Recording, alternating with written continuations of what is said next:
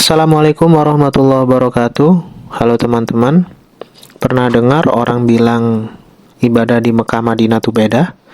Lebih khusyuk, lebih sakral, lebih terasa dekat dengan Allah.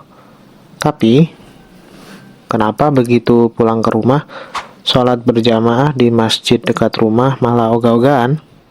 Kenapa setelah tawaf 7 kali di Ka'bah, kita malah tawaf 70 kali di mall dan alun-alun?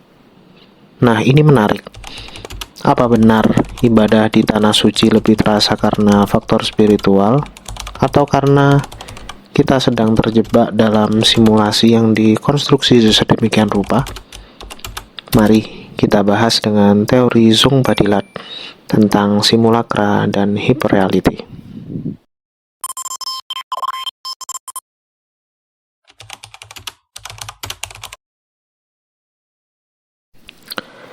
Zong Badilat menjelaskan bahwa dalam dunia modern, banyak hal bukan lagi realitas sejati, tetapi hanya simulasi dari realitas yang dibentuk oleh lingkungan, simbol, dan ekspektasi sosial. Nah, mari kita lihat haji dan umroh dari perspektif ini. Ketika kita tiba di Mekah atau Madinah, kita disuguhkan dengan simulakrum spiritual. Lingkungan yang sepenuhnya didesain untuk menanamkan kesan bahwa disinilah tempat ibadah paling sempurna.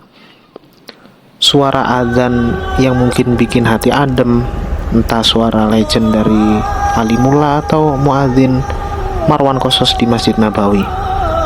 Di sana kita juga mendengar merdu dan indahnya bacaan para imam masjid, entah Sudais, Maher Muakli, atau Ali Hudhaifi. Ribuan orang bersujud bersama, menciptakan efek psikologis bahwa ini benar-benar tempat yang paling suci. Bahkan banyak orang menangis seakan membentuk ekspektasi bahwa aku juga harus menangis di sini agar ibadahku sah.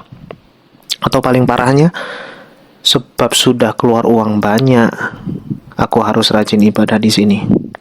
Nah, pertanyaannya, apakah ini benar-benar spiritualitas sejati atau hanya efek dari lingkungan yang menciptakan ilusi kekhusyuan?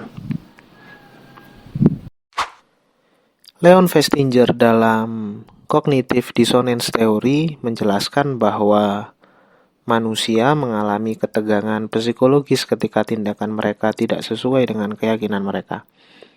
Ketika mungkin di Mekah, Madinah, suasana religius yang luar biasa kuat memaksa kita untuk ikut serta dalam ibadah khusyuk.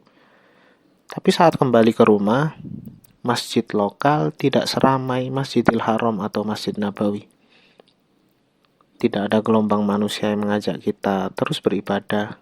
Tidak ada drama spiritual yang dibuat oleh lingkungan sekitar. Hasilnya, disonansi kognitif. Padahal kita tahu bahwa Allah yang kita sembah di Mekah, Madinah adalah Allah yang sama di masjid kita, bahkan di rumah kita. Rasulullah yang kita ikuti, yang bersemayam di Madinah itu, juga punya kedekatan spiritual yang sama di tiap sholawat yang kita panjatkan tiap waktu. Tapi, kita tak merasakan atmosfer yang sama ketika pulang. Dan akhirnya kita malah kembali ke kebiasaan lama, ibadah seadanya. Nabi Muhammad SAW pernah bersabda, "Ya'ti 'alan nasi zamanun yahujju ahniya'u ummati linnuzhah wa awsatuhum litijarah wa qurra'uhum lirriya'i wa sum'ah wa fuqara'uhum lil mas'alah." Akan datang suatu zaman di mana orang kaya dari umatku pergi haji untuk wisata, orang kelas menengah untuk bisnis, para ulama untuk mencari ketenaran, dan orang miskin untuk meminta-minta. Coba renungkan, berapa banyak orang yang pergi haji dan umroh berkali-kali tapi tak pernah menyisihkan hartanya untuk tetangga yang kelaparan? Berapa banyak yang merasa spiritualitasnya meningkat selama haji dan umroh tapi setelah pulang tetap tidak peduli dengan hak orang lain? Bukankah sering kali haji dan umroh hanya menjadi ajang konten media sosial dengan caption, "Masya Allah, doa di depan Ka'bah," Masya Allah bisa mencium Hajar Aswad.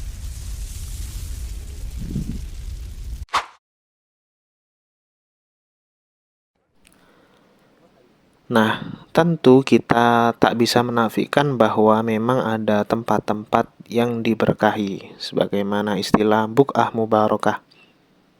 Begitupun disebut dalam Al-Quran sebuah ayat tentang Nabi Musa saat itu, Innaka bil wadil muqaddasi tuwa, sesungguhnya engkau berada di lembah yang suci yakni Tuwa. Allah pun juga menyebut Makkah sebagai Ummul Qura, ibu kota spiritual dunia. Tidak heran jika mungkin atmosfernya lebih mendukung untuk ibadah. Tapi, apakah spiritualitas kita hanya bisa hidup di sana?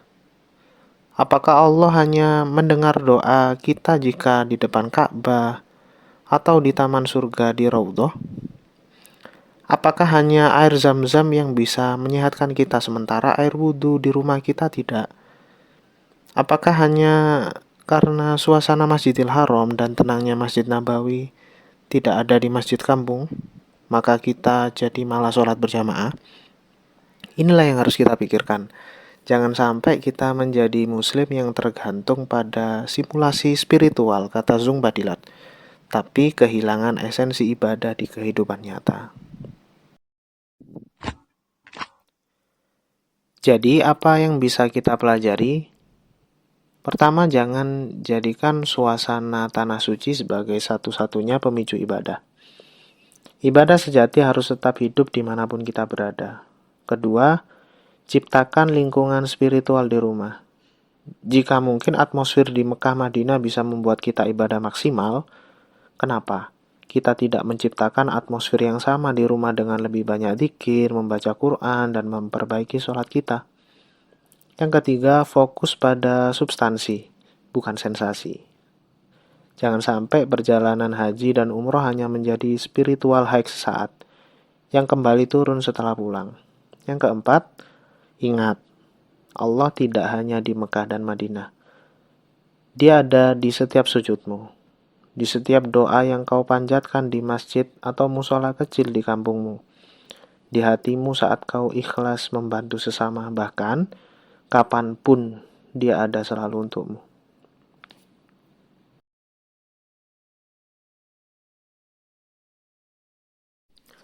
Well, haji dan umroh itu ibadah yang luar biasa. Sebab itu kewajiban bagi tiap muslim yang mampu. Dan sepantasnya kalau kita harus punya keinginan ke sana. Tapi jika kita hanya merasakan sensasi ibadah di sana lalu kembali ke rutinitas lama setelah pulang, ya mungkin kita tidak benar-benar beribadah. Mungkin kita hanya sedang menikmati simulasi spiritual ala Zung Badilat yang dirancang agar terasa nyata. Maka, saat kembali ke tanah air, jangan jadikan Makkah dan Madinah hanya sebagai destinasi wisata rohani yang mungkin penuh euforia. Jadikanlah ia sebagai titik awal untuk ibadah yang lebih baik dimanapun kita berada. Wassalamualaikum warahmatullahi wabarakatuh.